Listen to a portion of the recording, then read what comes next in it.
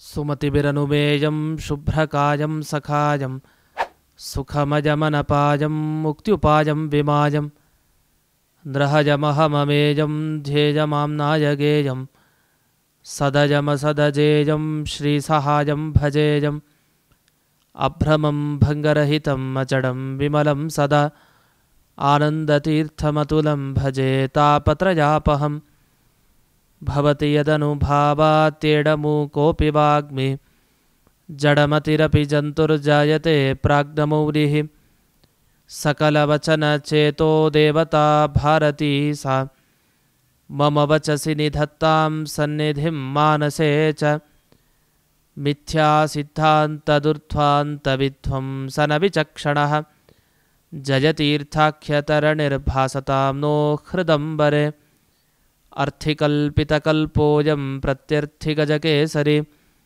ವ್ಯಾಸತೀರ್ಥಗುರುರ್ಭೂಯಾದಸ್ಮದಿಷ್ಟಾರ್ಥಸಿದ್ಧಯೇ ಪೂಜ್ಯಾಯ ರಾಘವೇಂದ್ರಾಯ ಸತ್ಯಧರ್ಮರತಾಯ ಚ ಭಜತಾಂ ಕಲ್ಪವೃಕ್ಷಾಯ ನಮತಾಂ ಕಾಮಧೇನವೇ ತಪಸ್ವಾಧ್ಯಾಯ ಶುಶ್ರೂಷಾ ಕೃಷ್ಣಪೂಜಾರತಂ ಮುನಿಂ ವಿಶ್ವೇಶಮಿಷ್ಟದಂ ವಂದೇ ಪರಿವ್ರಾಟ್ ಚಕ್ರವರ್ತಿನಂ ಶ್ರೀಗುರುಭ್ಯೋ ನಮಃ ಹರಿ ಓಂ. ಇಂದಿನ ಸಂಚಿಕೆಯಲ್ಲಿ ದಾಸರೆಂದರೆ ಪುರಂದರದಾಸರೇಯ ಅಂತ ಸ್ವಯಂ ಅವರ ಗುರುಗಳಾದ ವ್ಯಾಸರಾಜರು ಹೇಳಿದ್ದಾರೆ. ದಾಸರು ಅಂದರೆ ಅದು ಪುರಂದರದಾಸರೇ ಅಂತ. ಅಂಥ ಆ ಪುರಂದರದಾಸರ ಬಗ್ಗೆ ನೋಡೋಣ. ಪುರಂದರದಾಸರ ಬಗ್ಗೆ ತಮ್ಮ ಗುರುಗಳು ಹೇಳೋ ಮಾತನ್ನು ಮೊದಲಿಗೆ ನೋಡ್ಬಿಡೋಣ. ವ್ಯಾಸರಾಜರು ಅಂಥ ಮಹನೀಯರು, ಕೃಷ್ಣದೇವರಾಯನ ಗುರುಗಳು. ಅವರು ಹೊಗಳುವಂಥ ಮಾತು ತಮ್ಮ ಶಿಷ್ಯರ ಮೇಲೆ. ಗುರುಗಳು ಯಾವತ್ತೂ ಶಿಷ್ಯರನ್ನ ಮುಂದುಗಡೆ ಹೊಗಳಲ್ಲ, ಹಿಂದಕ್ಕೆ ಸಾಮಾನ್ಯ ಹೊಗಳುತ್ತಾರೆ, ಮುಂದಕ್ಕೆ ಅವ್ರು ಹೊಗಳುತ್ತಾರೆ. ದಾಸರು ಎಂದರೆ ಪುರಂದರದಾಸರೇಯ ಅಂತ ಹೊಗಳುತ್ತಾರೆ. ಅದು ಕೂಡ ದಾಸರು ಅಂದರೆ ಹೇಗಿರಬೇಕು ಅಂತ ಒಂದು ಮಾತನ್ನು ಹೇಳ್ತಾರೆ. ಏನಿಲ್ಲ, ಹೊಟ್ಟೆಗಿಲ್ಲ ಅಂಥೇಳಿ ಮನೆ ಮನೆಗೆ ತಿರುಗಿ ತುಳಸಿ ಮಾಲೆ ಹಾಕ್ಕೊಂಡು ಬೇಸರ ಇಲ್ಲದೇನೆ ಬೇಡ್ತಾರಲ್ಲ, ಅವರನ್ನು ದಾಸರು ಅಂತ ಕರಿಬೇಕಾ? ಅಲ್ಲ. ಅಥವಾ ಸುಮ್ಮನೆ ಹಾಗೆ ಒಂದಿಷ್ಟು ಕಲ್ತಿರ್ತೀವಿ, ಒಂದಿಷ್ಟು ಪದ್ಯಗಳನ್ನು ಹೇಳಿಬಿಡ್ತೀವಿ ಅಂತಂದ್ರೆ ಅವರು ದಾಸರಾಗ್ತಾರ? ಒಂದು ಗೂಟ ನಾಮ ಇಟ್ಟುಕೊಂಡ್ರೆ ದಾಸರಾಗ್ತಾರ? ಇನ್ನು ಬೂಟಾಟಿಕೆ ಮಾಡಿದರೆ ದಾಸರು ಅಂತ ಕರಿಬೇಕಾ? ಅಂಥವನನ್ನು ಹರಿದಾಸ ಅಂತಾರ? ಇಲ್ಲ. ಡಂಭದಿಂ ಹರಿಸ್ಮರಣೆ ಮಾಡಿ ಜನರ ಮುಂದೆ ಸಂಭ್ರಮದಿ ತಾನುಂಬ. ಸುಮ್ಮನೆ ಹರಿಸ್ಮರಣೆ ಹರಿಸ್ಮರಣೆ ಅಂತ ಎಲ್ಲರ ಮುಂದೆ ತಂಬೂರಿ ಇಟ್ಕೊಂಡು ಕುಣಿದಾಡಿಕೊಂಡು ಜನರ ಮುಂದೆ ಎಲ್ಲ ವಿಶ್ವಾಸ ಹುಟ್ಟಿಸಿ ಕೊನೆಗೆ ಚೆನ್ನಾಗಿ ತಾನು ಉಣ್ತಾನೆ. ಇನ್ನು ಯಾಯಾವರ ಮಾಡಿಕೊಂಡು ತಾನೊಬ್ಬನೇ ತಿನ್ನೋದು ಎಲ್ಲ ಹಾಕ್ಕೊಂಡು. ಈ ಥರ ಇರೋನನ್ನು ಯಾರು ದಾಸರ ಅಂತ, ನಿಜವಾದ ಹರಿದಾಸ ಅಂತ ಕರೆಯಲ್ಲ. ಯಾರು ನಿಜವಾಗಿ ಇದಕ್ಕೆಲ್ಲ ಒಳ್ಳೆಯ ಉದಾಹರಣೆ ಅಂದರೆ ಪುರಂದರದಾಸರು ನಿಜವಾಗಿ ಇದಕ್ಕೆ ವಿಪರೀತವಾದದಕ್ಕೆ ಉದಾಹರಣೆ. ಆಮೇಲೆ ನಾವು ಇದೇ ರೀತಿ ಭಾವಿಸಬಾರ್ದು. ಈ ದೇವರ ನಾಮಕ್ಕೆ ಏನು ವಿಷಯ ಇದೆ, ಇಂಥ ಬೂಟಾಟಿಕೆಯ ದಾಸರು ಅದಕ್ಕೆ ಉದಾಹರಣೆ ಅಂತಲ್ಲ. ಆದರೆ ಈ ಬೂಟಾಟಿಕೆಯ ದಾಸರಿಗಿಂತ ವಿರುದ್ಧವಾಗಿ ಇದ್ದವರು, ಅಂದರೆ ಎಲ್ಲವೂ ಕೂಡ ಅದು ನಿಷ್ಕಲ್ಮಶವಾಗಿ ಅವರಲ್ಲಿ ಹೊಂದಾವಣಿಕೆ ಆಗಿತ್ತು. ಇಂಥ ಅದ್ಭುತ ದಾಸರು ಪುರಂದರದಾಸರು. ಇವರ ಬಗ್ಗೆ ಬರ್ತಾ ಶ್ರೀನಿವಾಸ ನಾಯಕ ಅಂತ ಇವರ ಪೂರ್ವದ ಹೆಸರು. ಅಂದರೆ ಪುರಂದರ ವಿಠಲ ಅಂತ ಅಂಕಿತ ಕೊಡೋದು ವ್ಯಾಸರಾಜರು. ಅದರ ಮುಂಚಿನ ಅವಸ್ಥೆ ಶ್ರೀನಿವಾಸ ನಾಯಕ. ಅವರ ತಂದೆ ವರದಪ್ಪ ನಾಯಕ ಚಿನ್ನದ ವ್ಯಾಪಾರವನ್ನು ಮಾಡ್ತಾ ಇರ್ತಾರೆ. ಇವರ ಗುಣ ಏನು ಅಂದರೆ ಸ್ವಲ್ಪ ಲೋಭತನ ಜಾಸ್ತಿ ಇರುತ್ತೆ, ಖರ್ಚು ಮಾಡಲ್ಲ ಅಂಥ ಒಂದು ಗುಣ ಇರುತ್ತೆ, ಲೋಭತನ. ಶ್ರೀನಿವಾಸ ನಾಯಕನಾಗಿದ್ದಾಗ ಶ್ರೀನಿವಾಸ ದೇವರ ಭಕ್ತರೇ. ಆ ಶ್ರೀನಿವಾಸನ ಅನುಗ್ರಹದಿಂದ ಇವರು ಕೂಡ ಹುಟ್ಟಿತ್ತು. ಇಂಥ ಶ್ರೀನಿವಾಸಪ್ಪ ನಾಯಕ, ಶ್ರೀನಿವಾಸ ನಾಯಕ, ಶ್ರೀನಿವಾಸಪ್ಪ ಎರಡು ಹೆಸರುಗಳಿದೆ. ಈ ಶ್ರೀನಿವಾಸ ನಾಯಕ ತಾನು ವ್ಯಾಪಾರ ಮಾಡ್ತಾ ಇದ್ದ. ಒಮ್ಮೆ ದೇವರೇ ಪರೀಕ್ಷೆ ಮಾಡಬೇಕು ಅಂತ ಬರ್ತಾನೆ. ಹೇಗೆ ಬಂದ? ಒಂದು ಮುದುಕ ವೇಷ ತೊಟ್ಕೊಂಡು ಬಂದ ಭಗವಂತ. ಮುದುಕ ವೇಷ ತೊಟ್ಟುಕೊಂಡು ತಾನೊಂದು ಮಗುವನ್ನು ಕರ್ಕೊಂಬರ್ತಾನೆ. ಆ ಮಗು ಅಂದರೆ ಚಿಕ್ಕ ಮಗು ಅಲ್ಲ, ಅದು ಉಪನಯನಕ್ಕೆ ಯೋಗ್ಯವಾದ ಮಗು. ಇದೇನು ಅದಕ್ಕೆ ಮುಂಜಿ ಜನಿವಾರ ಹಾಕಬೇಕಾಗತ್ತೆ ಅಂಥ ಒಂದು ಮಗು ಕರ್ಕೊಂಬಂದು ಆ ಮುದುಕರು ಹೇಳ್ತಾರಂತೆ, ಏನಿಲ್ಲ, ನನಗೊಂದಿಷ್ಟು ದುಡ್ಡು ಬೇಕಾಗಿದೆ, ಯಾಕೆಂದರೆ ನನ್ನ ಮೊಮ್ಮಗನ ಉಪನಯನ ಮಾಡಿಸ್ಬೇಕಾಗಿದೆ, ಅದಕ್ಕೋಸ್ಕರ ಸ್ವಲ್ಪ ಸಹಾಯ ಮಾಡ್ತೀರಾ ಅಂತ. ಬೇಡ, ಇಲ್ಲ, ಹೋಗು ಅಂತ ಕಳಿಸ್ಬಿಟ್ರಂತೆ ಶ್ರೀನಿವಾಸ ನಾಯಕರು. ಅಂದರೆ ಇದೇ ಪುರಂದರದಾಸರು ಕಳಿಸ್ಬಿಟ್ರಂತೆ. ಕಳಿಸ್ಬಿಟ್ರು, ಮತ್ತು ವಾಪಸ್ ಹೋದ. ಮತ್ತು ವಾಪಸ್ ಬಂದಂಥ ಮುದುಕ 6 ತಿಂಗಳವರೆಗೆ ಕಾಯ್ದಂತೆ. ಏನು 6 ತಿಂಗಳು ಕಾಲ ಆದರೂ ಸುದ್ದಿನೇ ಇಲ್ಲ, 1 ರೂಪಾಯಿ ಕೊಡಲಿಲ್ಲ ಶ್ರೀನಿವಾಸ ನಾಯಕ. ಅಷ್ಟು ಜುಗ್ಗುತನ, ಒಂಚೂರು ಖರ್ಚು ಮಾಡ್ತಾ ಇರಲಿಲ್ವಂತೆ. ಆದರೆ ಒಳ್ಳೆಯ ಚಿನ್ನದ ವ್ಯಾಪಾರಿ, ಬಹಳ ವ್ಯಾಪಾರ ಅವ್ರದ್ದು. ಅಂಥದ್ರಲ್ಲಿ ಒಂದು ಸ್ವಲ್ಪ ನಾರು ಕೂಡ ದುಡ್ಡನ್ನು ಕೊಡ್ಬೋದಿತ್ತು, ಕೊಡಲಿಲ್ಲ. ಕೊನೆಗೆ ಒಂದು ದಿವಸ ಆ ಮುದುಕ ಬ್ರಾಹ್ಮಣನಿಗೆ ದುಃಖ ಆಯ್ತಂತೆ. 6 ತಿಂಗಳಾದಮೇಲಿನ ಘಟನೆ. ಅವ್ರು ಯಾಕೆ ಇವನ ಹತ್ರನೇ 6 ತಿಂಗಳು ಕಾಯಬೇಕಾಯಿತು? ಇದೊಂದು ಪರೀಕ್ಷೆ, ದೇವರೇ ಆ ರೂಪದಲ್ಲಿ ಬಂದಿದ್ದಾನೆ. ಸರಿ, ಪರೀಕ್ಷೆ ಮಾಡಬೇಕಲ್ಲ. ಆವಾಗ ಹೇಳ್ತಾನಂತೆ, ಆಯಿತು ನೀವು ಏನು ಕೊಡೋದಿದ್ರೆ ಕೊಡ್ತೀನಿ ಅಂತ ಹೇಳಿ, ಇಲ್ಲ ನಿಜವಾಗ್ಲೂ ಕಳಿಸ್ಬಿಡಿ ಅಂತ. ಅಲ್ಲ, ಇದುವರೆಗೂ 6 ತಿಂಗಳು ಕಳಿಸಿದ್ದೀವಿ ಅಂತ ಏನು ಅರ್ಥ? ಕೊಡಲ್ಲ ಅಂತಾನೆ ಅರ್ಥ. ಇಷ್ಟಾದರೂ ಕೇಳ್ತಾ ಇದ್ದಾನೆ. ಆಯಿತು ಸರಿ, ಆಯಿತು ಕೊಡೋಣ ಇವನಿಗೆ ಅಂತ ಆಗ ಮನಸ್ಸು ಬಂತಂತೆ ಶ್ರೀನಿವಾಸ ನಾಯಕನಿಗೆ. ಏನು ಕೊಡಬೇಕು ಅಂತ ಅನ್ನಿಸ್ತು ಅಂದರೆ, ಒಂದು ಮೂಟೆಯಲ್ಲಿ ಹಾಳಾಗಿರೋ ದುಡ್ಡಂತೆ, ಆಚೆ ಈಚೆ ಕಡತಾ ಇರೋ ದುಡ್ಡು, ಅದನ್ನೆಲ್ಲ ಸುರಿಸ್ತಾರಂತೆ. ಸುರಿಸಿ ಅದರಲ್ಲಿ 1 ರೂಪಾಯಿ ಎತ್ಕೊಂಡು ಹೋಗುವಂದ್ರಂತೆ, 1 ನಾಣ್ಯ.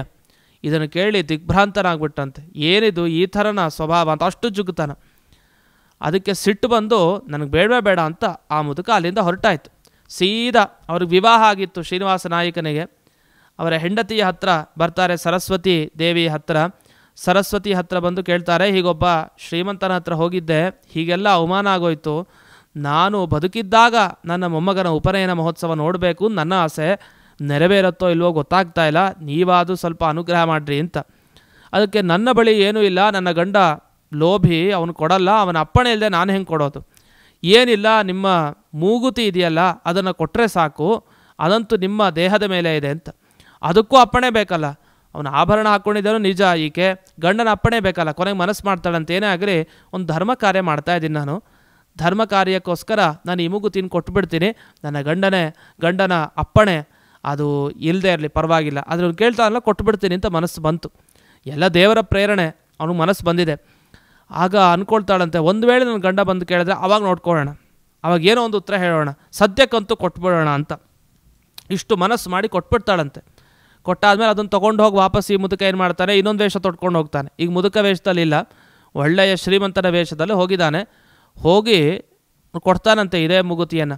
ಇದಕ್ಕೆ ಎಷ್ಟು ಬೆಲೆ ಆಗತ್ತೆ ಹೇಳು, ಅದನ್ನು ನಂಗೆ ಕೊಡು, ಆ ಬೆಲೆ ಏನು ದುಡ್ಡಿದೆ ಅದನ್ನು ನಂಗೆ ಕೊಟ್ಬಿಡು, ಇದನ್ನು ಕೊಟ್ಬಿಡ್ತೀನಿ ಅಂತ. ಅವ್ನು ನೋಡ್ತಂಗೆ ದಿಗ್ಭ್ರಾಂತನಾಗ್ತಾನಂತೆ ಶ್ರೀನಿವಾಸ ನಾಯಕ. ಯಾಕೆ? ಇದು ನನ್ನ ಹೆಂಡತಿಯ ಮೂಗುತಿ ಥರನೇ ಇದೆಯಲ್ಲ ಅಂತ. ಆ ನಿಜವಾಗಿ ಹೆಂಡತಿ ಮೂಗುತಿನೇ. ಚೆನ್ನಾಗಿ ಗೊತ್ತಾಯ್ತು ಅವನಿಗೆ. ಇದಕ್ಕೆ ಬೆಲೆ ಕಟ್ಟೋದಾ? ಸಾಧ್ಯನೇ ಇಲ್ಲ. ಅಂಥ ಒಳ್ಳೆ ಬೆಲೆ ಇರೋವಂಥದ್ದು ಸಾಧ್ಯನೇ ಇಲ್ಲ ಅದು ಬೆಲೆ ಕಟ್ಟಲಿಕ್ಕೆ ಆಗಿನ ಕಾಲದಲ್ಲಿ, ಅಂಥ ಬೆಲೆ ಇರುತ್ತೆ ಅದಕ್ಕೆ. ಸರಿ, ಏನು ಮಾಡ್ತಾನೆ, ಆಯಿತು ಅಂತ ಇಸ್ಕೊಳ್ತಾನೆ. ಇಸ್ಕೊಂಡ ಮೇಲೆ ಇದಕ್ಕೆ ಇಷ್ಟು ಕೊಡೋದಿದ್ರೆ ನನಗೆ ಕೊಡು, ಇಲ್ಲಾಂದರೆ ನೀನೇ ಇಟ್ಕೋ ಅಂತ ಅಂತಾನೆ. ಇದು ಅವನು ಬರೀ ವಿಚಾರ ಮಾಡೋದಲ್ಲೇ ಇರ್ತಾನೆ ಶ್ರೀನಿವಾಸ ನಾಯಕ. ಅದಕ್ಕೆ ಪ್ರತಿಕ್ರಿಯೆನ ಕೊಡೋ ಹಂತದಲ್ಲಿಲ್ಲ. ಇದು ಹೆಂಗೆ ಸಿಕ್ತು, ಇದು ಎಲ್ಲಿತ್ತು ಇವನು ಅಂತ ವಿಚಾರ ಮಾಡ್ತಾ ಇದ್ದಾನೆ ಅವನು. ಅಷ್ಟರಲ್ಲಿ ನೀನು ಕೊಡಲ್ಲ ಅನ್ಸತ್ತೆ ಅಂದ್ಬಿಟ್ಟು ಎಸೆದು ಹೋಗ್ಬಿಡ್ತಾನಂತೆ ಅದನ್ನು. ಸರಿ ಅಂತ ಅದನ್ನು ಕೈಯಲ್ಲಿ ಶ್ರೀನಿವಾಸ ನಾಯಕ ಹಿಡ್ಕೊಂಡ, ಅದನ್ನು ಒಂದು ಪೆಟ್ಟಿಗೆಯಲ್ಲಿ ಹಾಕಿದ್ದಾನೆ ಅಂಗಡೀಲಿ. ಅವನಿಗೆ ಚಿಂತೆ, ನನ್ನ ಹೆಂಡತಿ ಮೂಗುತಿ ಇವಳೇನಾರು ಕೊಟ್ಲಾ ಅಂತ. ಸರಿ, ಮನೆಗೆ ದಿಢೀರಂತ ಬಾಗಿಲು ಮುಚ್ಚಿ ಮನೆಗೆ ಹೋಗ್ತಾನಂತೆ. ಹೋದ ಮೇಲೆ ಅಲ್ಲಿ ವಿಚಾರಿಸಿದ್ರೆ ಅವಳು ತುಳಸಿ ಪೂಜೆಯನ್ನು ಮಾಡ್ತಾ ಇರ್ತಾಳಂತೆ ಅವನ ಹೆಂಡತಿ. ತುಳಸಿ ಪೂಜೆ ಮಾಡಬೇಕಾದ್ರೆ ಕೇಳ್ತಾರೆ, ಈ ಥರ ಮೂಗುತಿಯಲ್ಲಿ ತೋರಿಸು ಅಂತ. ಇಲ್ಲ, ಅಲ್ಲೇ ಎತ್ತಿಟ್ಟಿದ್ದೀನಿ ಅಂತ ಆ ಸರಸ್ವತಿ ದೇವಿ ಹೇಳ್ತಾಳಂತೆ. ಇಲ್ಲ, ನಂಗೆ ತಕ್ಷಣ ಬೇಕು ಅಂತ. ಅದ್ಯಾಕೆ, ಮುಗಿಸಿ ಬಂದು ಕೊಡ್ತೇನೆ ಅಂತ. ಅಷ್ಟರಲ್ಲಿ ಯೋಚನೆ ಶುರುವಾಯಿತು. ತುಳಸಿ ಪೂಜೆ ಇರಲಿ, ಮನಸ್ಸಲ್ಲೆಲ್ಲ ಯೋಚನೆ, ಗಂಡನಿಗೆ ಏನು ಉತ್ತರ ಹೇಳಬೇಕು ಆ ಮೂಗುತಿಯ ಬಗ್ಗೆ ಅಂತ. ತುಳಸಿ ದೇವಿ ಹತ್ರ ಬೇಡ್ಕೊಳ್ತಾಳಂತೆ ಸರಸ್ವತಿ ದೇವಿ. ಇನ್ನು ಕತೆ ಗೋವಿಂದ, ಕಷ್ಟ ಇದೆ, ನನ್ನ ಗಂಡನಿಗೆ ಏನು ಉತ್ತರ ಹೇಳೋದು? ಏನಿಲ್ಲ, ನಿನಗೆ ಪ್ರದಕ್ಷಿಣೆ ಬಂದ್ಬಿಟ್ಟು ನಾನು ಗಂಡನಿಗೆ ಉತ್ತರ ಹೇಳಲಿಕ್ಕಾಗಲ್ಲ, ಮೀರಿದಾಗ ಆಯಿತು, ಇನ್ನು ನಾನು ಸಾಯೋದೇ ಮೇಲು ಅಂತ ವಿಷಪ್ರಾಶನ ಮಾಡಬೇಕು ಅಂತ ಒಂದು ಬಟ್ಲಲ್ಲಿ ತಾನು ಹಾಕ್ಕೊಂಡು ಸ್ವೀಕಾರ ಮಾಡಲಿಕ್ಕೆ ಅಂತ ಹೋಗ್ತಾಳೆ. ಹೋಗೋ ಅಷ್ಟೊತ್ತಿಗೆ ದಿಢೀರಂತ ಆಕಾಶದಿಂದ ಫಟ್ ಅಂತ ಆ ಮೂಗುತಿ ಏನಿತ್ತು ಆ ಬಟ್ಲಲ್ಲಿ ಬೀಳತ್ತಂತೆ. ಬಿದ್ದು ಕೂಡಲೇ ನೋಡ್ತಾಳೆ, ಅದು ತನ್ನ ಮೂಗುತಿ. ಆಶ್ಚರ್ಯ, ಬಹಳ ಆಶ್ಚರ್ಯ ಆಗಿ ದಿಢೀರಂತ ಹೋಗಿ ತನ್ನ ಗಂಡನ ಕೈಯಲ್ಲಿ ಕೊಡ್ತಾಳೆ. ಕೊಟ್ಟಾಗ, ಅಯ್ಯೋ ಇದೇ ಮೂಗುತಿ, ಇದು ಹೆಂಗೆ ಬಂತು? ಹುಡುಕದೇನೆ ಆಗಲೇ ತಕ್ಷಣ ತೊಗೊಂಬಂದುಬಿಡಿದಾಳೆ ಸರಸ್ವತಿ. ವಾಪಸ್ ಹೋಗಿ ಅಂಗಡಿಗೆ ನೋಡಿದರೆ ಆ ಅಂಗಡಿಯಲ್ಲಿ ಇಲ್ಲವೇ ಇಲ್ಲ ಆ ಮೂಗುತಿ. ಆವಾಗ ಆಶ್ಚರ್ಯ ಅನಿಸುತ್ತೆ. ವಾಪಸ್ ಬಂದು ಸರಸ್ವತಿಯ ಹತ್ತಿರ ಹೇಳ್ತಾರೆ ಶ್ರೀನಿವಾಸ ನಾಯಕರು, ಅಲ್ಲ ಹೀಗೆಲ್ಲ ಆಗಲಿಕ್ಕೆ ಏನು ಸಾಧ್ಯ, ಇವತ್ತು ಯಾಕೋ ನನ್ನ ಮನಸ್ಸೇ ಸರಿ ಇಲ್ಲ ಅಂತ ವಿಚಾರ ಮಾಡಿ ಕೊನೆಗೆ ಸರಸ್ವತಿ ಹತ್ರ ಹೇಳಿದಾಗ ತನ್ನ ಹೆಂಡತಿಯ ಬಳಿ, ಆಗ ಸರಸ್ವತಿ ದೇವಿ ಹೇಳ್ತಾಳೆ, ಏನಿಲ್ಲ, ಇದೆಲ್ಲ ಭಗವಂತನ ವ್ಯಾಪಾರ, ಭಗವಂತನೇ ಬಂದಿದ್ದು ಆ ಮುದುಕನ ವೇಷದಲ್ಲಿ. ಅಯ್ಯೋ ಅಂತ ತುಂಬ ಪಶ್ಚಾತ್ತಾಪ ಆಗಿ, ಅಂಥ ಭಗವಂತನನ್ನು ನಾನು ಕಣ್ಣಾರೆ ನೋಡಿದರೂ ಕೂಡ ಅವನು ಕೇಳಿದರೂ ಕೂಡ ಅವನಿಗೆ ಒಂಚೂರು ಕೊಡಲಿಲ್ವಲ್ಲ, ಎಂಥ ಹತಭಾಗ್ಯ, ಮಂದಭಾಗ್ಯ ನಾನು ಅಂತ ಭಾವಿಸ್ತಾರೆ.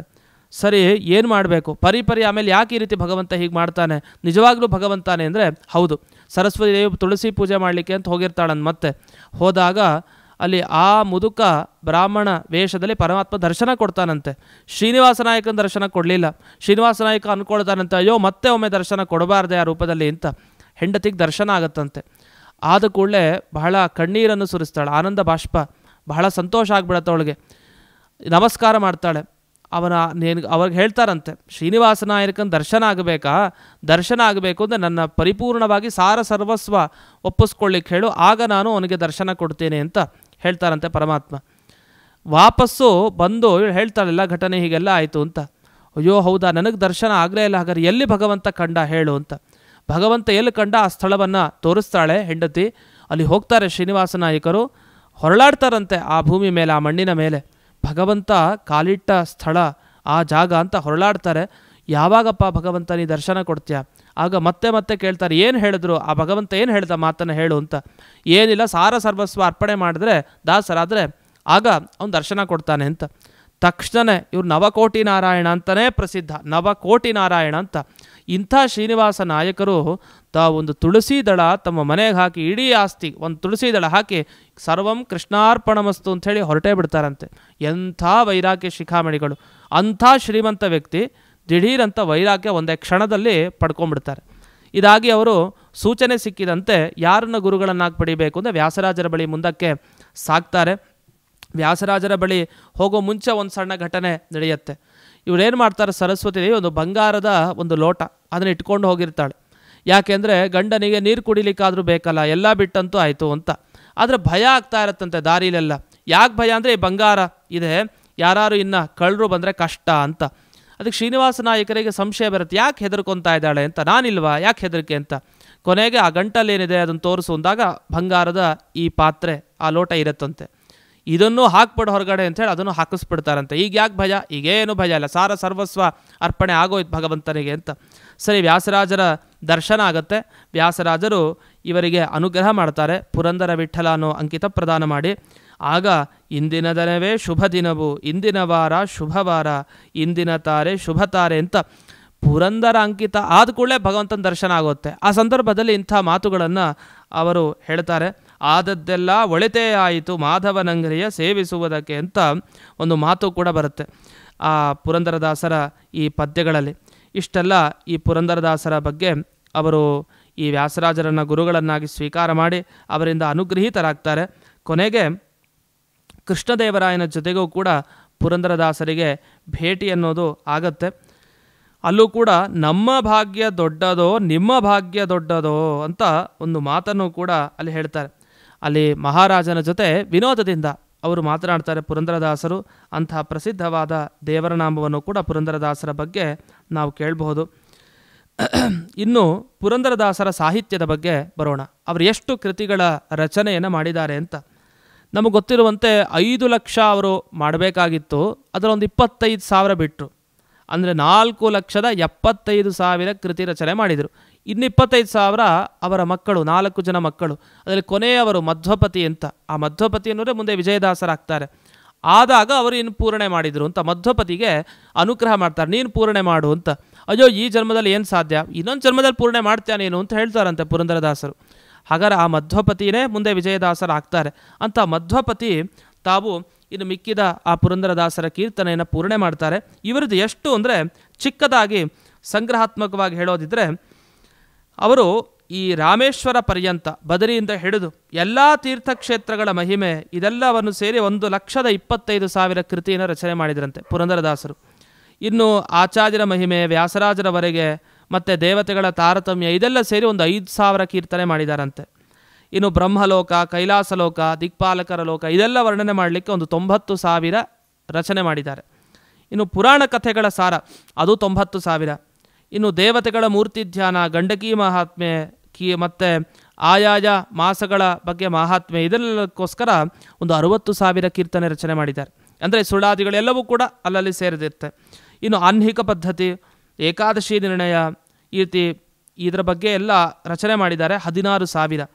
ಸುಳಾದಿಗಳ ಬಗ್ಗೆ ಅಂತಲೇ ಪ್ರತ್ಯೇಕವಾಗಿ ಬಂದರೆ 64,000 ಸುಳಾದಿಗಳ ರಚನೆ, ದೇವರ ನಾಮ 25,000. ಹೀಗೆ ಒಂದು 8 ರೀತಿಯಲ್ಲಿ ವಿಭಾಗ ಮಾಡಿಕೊಂಡ್ರೆ 4,75,000 ರಚನೆ ಪುರಂದರದಾಸರದು. ಇಷ್ಟು ರಚನೆ ಒಬ್ಬ ಮನುಷ್ಯ ಮಾಡಲಿಕ್ಕೆ ಸಾಧ್ಯನ? ಖಂಡಿತ ಇಲ್ಲ. ಇದು ನಾರದಾಂಶ ಸಂಭೂತರಾದ ಪುರಂದರದಾಸರಿಗೆ ಮಾತ್ರ ಸಾಧ್ಯ. ಅಂಥ ಅದ್ಭುತವಾದ ಪುರಂದರದಾಸರ ಸಾಹಿತ್ಯ ನಾವು ನೋಡ್ಬೋದು. ಇನ್ನು ಮುಂದೆ ಎಷ್ಟೋ ಬಾರಿ ಭಗವಂತ ಇವರನ್ನ ಪರೀಕ್ಷೆ ಮಾಡಿದ್ದೂ ಇದೆ. ಎಲ್ಲಿ ತಿರುಪತಿಯಲ್ಲೇ ಅವರಿಗೆ ಭಗವಂತ ಪರೀಕ್ಷೆ ಮಾಡಿದ್ದು ಕೂಡ ಉಂಟು. ಅದು ಬ್ರಹ್ಮೋತ್ಸವದ ನಿಮಿತ್ತ, ಬ್ರಹ್ಮೋತ್ಸವ ನಡೆಯುವಂಥ ಕಾಲ. ಅಲ್ಲಿ ವ್ಯಾಸರಾಜ ಜೊತೆಗೆ ಕೃಷ್ಣದೇವರಾಯ ಬಂದಿದ್ದಾನೆ. ದಾಸರು ಪ್ರತಿ ಬಾರಿಯೂ ಕೂಡ ಬ್ರಹ್ಮೋತ್ಸವಕ್ಕೆ ಹೋಗುವಂಥವರು. ಆಗ ಹೋಗಬೇಕಾದ್ರೆ ಅವರಿಗೆ ಪರೀಕ್ಷೆ ತುಂಬ ನಡೆಯಿತು ಅಂತ ನಾವು ಆ ಘಟನೆಯನ್ನು ಕೇಳ್ತೇವೆ. ಆ ಪರೀಕ್ಷೆ ನಡೆದ ಘಟನೆ ವಿಸ್ತಾರವಾಗಿ ಇದೆ. ಆ ಘಟನೆಯೂ ಬಹಳ ಪ್ರಸಿದ್ಧವಾದ ಘಟನೆ. ಆದ್ದರಿಂದ ಮುಂದಕ್ಕೆ ಹೋಗೋಣ. ಇನ್ನು ಮುಂದೆ ಅವರು ತಿರುಪತಿ ಯಾತ್ರೆಯನ್ನು ಮಾಡಿ ಅಲ್ಲಿ ಭಗವಂತನ ಅನುಗ್ರಹ ಪಡ್ಕೊಳ್ತಾರೆ. ಮತ್ತು ಕಂಚಿ ಮೊದಲಾದ ಎಲ್ಲ ಕ್ಷೇತ್ರಗಳಿಗೆ ಬರ್ತಾರೆ. ಅಲ್ಲೂ ಕೂಡ ತಾವು ಭಕ್ತಿ ಪ್ರಚೋದಕವಾದ ಕೀರ್ತನೆಗಳನ್ನು ಹಾಡಿ ಎಲ್ಲರನ್ನು ಉದ್ಧಾರ ಮಾಡ್ತಾ ಬರ್ತಾರೆ. ಆ 4ನೇ ಮಗ ಮಧ್ವಪತಿ, ಅವನಿಗೆ ಇನ್ನೂ ಉಪನಯನ ಆಗಿರಲ್ವಂತೆ, ಹೆಚ್ಚು ಸಮಯ ಆಗಿರಲಿಲ್ಲ, ಅವನಿಗೇನೂ ಗೊತ್ತಿರಲಿಲ್ಲ. ಅವನನ್ನು ಕರೆದು ಆಜ್ಞೆ ಮಾಡ್ತಾರೆ, ನೀನು ಈ ದಾಸರ ಅಂದರೆ ಮುಂದಿನ ಪದ್ಯಗಳನ್ನೆಲ್ಲ ನೀನು ರಚನೆ ಮಾಡಬೇಕು ಅಂತ ಅಪ್ಪಣೆ ಮಾಡ್ತಾರೆ. ಅಲ್ಲಿ ಒಂದು ಮಧ್ವಪತಿಯ ಪ್ರಯುಕ್ತವಾಗಿಯೂ ಕೂಡ ಒಂದು ಮಹಿಮೆ ನಡೆಯುತ್ತೆ. ಏನಂದರೆ, ಪುರಂದರದಾಸರು ಹಂಪಿಯಲ್ಲಿ ಇರ್ತಾರೆ. ಹಂಪಿಯಲ್ಲಿದ್ದಾಗ ಯಂತ್ರೋದ್ಧಾರಕ ಹನುಮಂತನಿಗೆ ಪ್ರತಿ ದಿವಸ ನೈವೇದ್ಯ ತಗೊಂಡು ಅವರು ಅರ್ಪಣೆ ಮಾಡ್ತಾ ಇರ್ತಾರೆ. ಇವನು ಕೂಡ ಬಾಲಕ, ಇವನು ಹೋಗ್ತಾ ಇರ್ತಾನೆ. ಈ ಬಾಲಕ ಯಾರು? ಈ ಮಧ್ವಪತಿ. ಹೋದಾಗ ಅಲ್ಲಿ ಮಾರುತಿ ಅಂದರೆ ಈ ಹನುಮಂತನಿಗೆ ಅಭಿಷೇಕ ಮಾಡೋದು, ಗಂಧಾಕ್ಷತೆ ಎಲ್ಲವನ್ನು ಕೊಡೋದು ಎಲ್ಲ ಮಾಡ್ತಾ ಇರ್ತಾರೆ. ಅಂತೂ ಇಷ್ಟಾರ್ಥವನ್ನು ಪೂರಣೆ ಮಾಡ್ತಾ ಇರ್ತಾನೆ ಅವನು. ಅಂದಿನ ದಿವಸ ನೀನೇ ಹೋಗಿ ಭಗವಂತನಿಗೆ ನೈವೇದ್ಯ ಮಾಡಿಸು ಅಂತ ಪುರಂದರದಾಸರು ಹೇಳ್ತಾರೆ. ಅವ್ರು ಹೋಗಿರಲ್ಲ, ಮಧ್ವಪತಿಗೆ ಹೇಳಿರ್ತಾರೆ. ಮಧ್ವಪತಿ ಏನು ಮಾಡ್ತಾನೆ, ಆಯಿತು ನಾನೇ ಹೋಗಿ ಭಗವಂತನಿಗೆ ಊಟ ಬಡಿಸಿ ತಿನ್ನಿಸಿ ಬಂದುಬಿಡ್ತೇನೆ ಅಂತ ಇಷ್ಟು ಯೋಚನೆ ಮಾಡಿರ್ತಾನೆ ಮಧ್ವಪತಿ. ಚಿಕ್ಕ ಹುಡುಗ, ತಾನು ದಿವಸ ಹೋಗಿದ್ದು ತನ್ನ ತಂದೆಯ ಜೊತೆಗೆ, ಇವತ್ತಿನ ದಿವಸ ತಾನೊಬ್ಬನೇ ಹೋಗಿದ್ದಾನೆ. ಸರಿ ಅಂತ 4-6 ದಿವಸ ಆಯಿತು.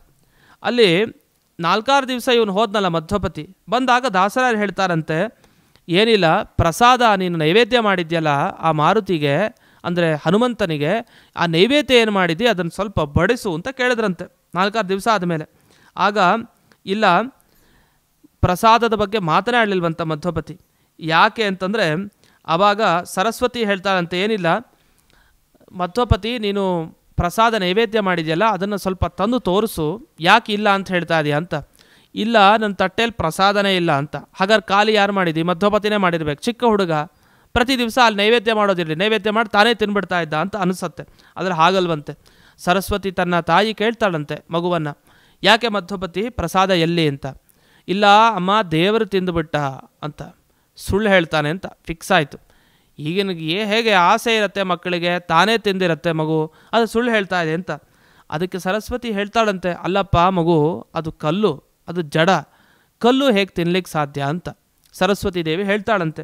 ಅದಕ್ಕಿಲ್ಲ, ನಾನು ತಿನ್ನಿಸಿದನಲ್ಲ ನಾನೇ ಪ್ರಮಾಣ. ಮಕ್ಕಳು ಯಾವತ್ತೂ ಸುಳ್ಳು ಹೇಳಲ್ಲ, ಚಿಕ್ಕ ಮಕ್ಕಳು ಸುಳ್ಳು ಹೇಳ್ತಾ ಇಲ್ಲ, ನಿಜವಾಗಿ ಅವನು ನಾ ತಿನ್ನಿಸಿದ್ದೀನಿ ಅಂತ. ಇಲ್ಲ ಇಲ್ಲ, ನೀನೇ ತಿಂದಿದ್ಯಾ ಅಂತ ಕೊನೆಗೆ ಇದಾಯಿತು. ಇದು ಯಶೋದೆ ಕೃಷ್ಣನ ಕಥೆ ಆಯಿತು. ಮಣ್ಣು ತಿಂದಿಲ್ಲೋ, ಮಣ್ಣು ತಿಂದಿದ್ದು ಕೃಷ್ಣನೇ ತಾನೆ, ಅದು ಸುಳ್ಳು ಹೇಳ್ತಾ ಇದ್ದಾನೆ. ಆ ರೀತಿ ಇವನೇ ತಿಂದಿರಬೇಕು ಅಂತ. ಪಾಪ ಮಧ್ವಪತಿ ಹಾಗಿಲ್ಲ, ಅವನು ತಿಂದಿಲ್ಲ. ನಿಜವಾಗಲೂ ಕೂಡ ಮಧ್ವಪತಿ ಭಗವಂತನಿಗೆ ತಿನ್ನಿಸಿತ್ತು. ಹೌದಾ, ಸರಿ, ಆಶ್ಚರ್ಯ ಆಯಿತು. ಸರಿ, ನಾಳೆ ಹೋಗಿ ನೋಡೇ ಬಿಡೋಣ ಅಂತ.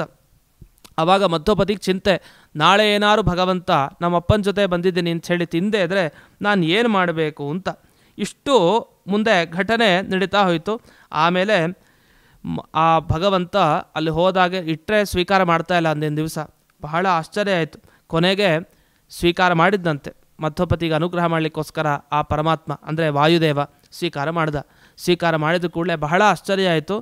ನಾನು ಕೊಟ್ಟರೆ ಈ ಥರ ಸ್ವೀಕಾರ ಮಾಡ್ತಾನೇ ಇರಲಿಲ್ಲ, ಆದರೆ ನನ್ನ ಮಗ ಮಧ್ವಪತಿ ಕೊಟ್ಟರೆ ಸ್ವೀಕಾರ ಮಾಡ್ತಾ ಇದೆಯಾ ಪರಮಾತ್ಮ ಅಂತ ಬಹಳ ಸಂತೋಷ ಅವರಿಗಾಗತ್ತೆ.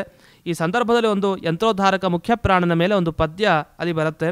ಜಯ ಜಯತು ಜಯ ಹನುಮ, ಜಯ ಜಯತು ಜಯ ಭೀಮ, ಜಯ ಜಯತು ಜಯ ಮಧ್ವರಾಜ, ಗುರು ಜಯತು ಜಯ ಜಯತು ಜಯತು ಶ್ರೀ ವಿಜಯ ವಿಠ್ಠಲರಾಯನ ದೂತ ಜಯತು ಯಂತ್ರೋದ್ಧಾರ ಮುಖ್ಯ ಪ್ರಾಣ ಜಯತು ಅಂತ ಒಂದು ಪದ್ಯವೂ ಕೂಡ ಇಲ್ಲಿ ಕಾಣಬಹುದು. ಹೀಗೆ ಪುರಂದರದಾಸರ ಮಹಿಮೆ, ಮಧ್ವಪತಿಯ ಮಹಿಮೆ, ಅವರ ಮಗನ ಮಹಿಮೆಯನ್ನು ನೋಡ್ತಾ ಕೊನೆಗೆ ಅವರ ಅಪ್ಪಣೆ ಮಾಡಿದಂತೆ ಆ ಮಧ್ವಪತಿಗಳು ಮುಂದೆ ವಿಜಯದಾಸರಾಗಿ ತಾವು ಅನೇಕ ಕೃತಿಗಳನ್ನು ಮುಂದೆ ರಚನೆ ಮಾಡೋದಿದೆ. ಇನ್ನು ಕೊನೆಯ ಭಾಗಕ್ಕೆ ಅವರ ನಿರ್ಯಾಣದ ಸಂದರ್ಭಕ್ಕೆ ಬರೋಣ. ಪುರಂದರದಾಸರು ತಾವು ವ್ಯಾಸರಾಜರು ವೃಂದಾವನಸ್ಥರಾದ ಮೇಲೆ ಅಲ್ಲೇ ವಾಸ ಮಾಡ್ಕೊಂಡಿದ್ರು. ಕೊನೆಗೆ ವಾಸ ಮಾಡ್ಕೊಂಡಿದ್ದಾಗ ಕೊನೆಗೆ ಅವರು ಅಪ್ಪಣೆ ಮಾಡಿದ್ರಲ್ಲ, ಆ ವಿಜಯ ವಿಠ್ಠಲನ ಕ್ಷೇತ್ರದಲ್ಲಿದ್ದಾಗ, ಅಂದರೆ ಹಂಪಿ ಕ್ಷೇತ್ರದಲ್ಲಿದ್ದಾಗ ತಾವು ತಮ್ಮ ಮಗನಿಗೆ ಮಧ್ವಪತಿಗೆ ಹೇಳ್ತಾರೆ, ನೀನಿನ್ನು ಮುಂದೆ ಮಾಡಬೇಕು, ಈ ಥರ ಎಲ್ಲ ಕೃತಿಗಳನ್ನ ರಚನೆ ಮಾಡಬೇಕು ಅಂತ. ನಾನು ಹೇಗೆ ಮಾಡಲಿ ಅಂದಾಗ ಅದೇ ಮುಂದಿನ ಜನ್ಮದಲ್ಲಿ ಆದರೂ ನೀನು ಮಾಡೇ ಮಾಡ್ತೀಯಾ ಅಂತ.